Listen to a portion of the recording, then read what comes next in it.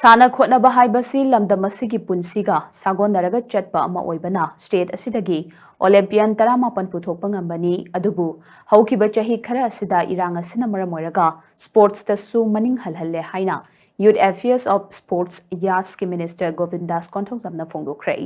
Department of Youth Affairs and Sports YAS na sinduna Langjing Artificial Turf Ground the state level inter-school Subroto Mukherjee football tournament under 15 boys and under 17 boys and girls hogdokpagi thorom da wafam masim hangna phongdokhibani thorom aduda YAS ki director Dr. Mayeng Bamveto Dronacharya Awardee L. Ibomcha, Padmasri and Kunjarani Amadi, Padmasri O. Bembem Su Maroiba Mitunan Singwena Sarukyaki. Taromaduda Mahangna Makatan High, Manipurna Olympian Taramapan Puthoki Basi, Masing the Yamjadra Basu State Asita Ladyba Punba Missingi, Ratio ga Yingnabadadi, India gi wena Quaidigi Wang, but Jang the Putopoidi. Adomoina Mag Haukiba Chahi Kara Asida Iranga Sina Maramoiraga, Hiram Kudimakta Maning Halakliba Asida Sports Su Yauri. Masi man khatna bai khoi khudimakna hona minabagi tangai fadaba lei sana khona bana aikhoi maselgi marakta nushi chana ba hangat hali haiba wakhalon asida chetna thajaba thambaga loinana lamdam asida su sana khona bana furup maselgi marakta leinari ba thajaba watpagi issue asi kokhanna ba hona minase ngasi pangthokliba tournament asida lamdam asigi ching amadi tampaki district singdagi sanaroi kaya sarukyari ba asina lamdam asida sana khona bana tangdu leita ba hanjil hanbada mateng chauna panglagani haibagi achet pathajaba lei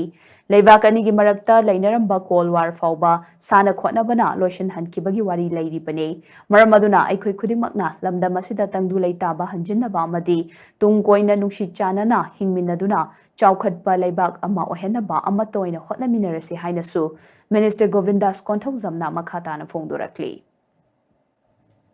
Ngasi tournament gi opening match ta St. Peter High Secondary School Chandel amadi Chil Asian Mission School Kangpokpi anina lamba thengnaki maikai animakna apiba matam gi manungda goal amamam chanaduna draw chatki goal singadu St. Peter High Secondary School Chandel gi jersey number 10 Cooler Magdalena match ki minute mari chatpada goal ama amadi Chil Asian Mission School Kangpokpi gi jersey number 11 Machang Khai Liu ke na match ki taramari suba minute goal ama chanki. Likewise, akoi hujik laiba national games lagbasida ina akoi Manipur gi sidi akoi khara budi khadang sothai ha na akoi da afaba infrastructure laitringai da national games si koi am phajana akoi keno si overall championship se 1999 gi keno da national games akoi lawri bani aduna madugi wakhandu thambire haraga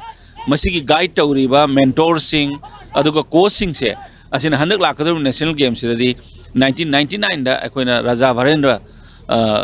gi trophy phangi badugumna phangnana ba soidna honabirakane haibagi aiga set pathajabadu aigi coaches sing aigi guides sing aduga aigi mentors sing aina thamjari winning is not the only kare haitare part of this tournament participation is amaru poram ne say the sincere participation laktaragadi winning the mathana lakani maramdi over age oiba angang amana ngasi under 15 sana thoki tardi under 15 gi genuine ba ngam sana phangroi done si not only andaki akoi gi team du da andak koi represent to do na tongan ba mani kari haitare tungi yeng kan da koi de hen state na sai kuding gi koi embarrassing situation am lai je masi tawduna ba mayam punna sincere approach am chamina ru gi tanza do lawina je na mam thamje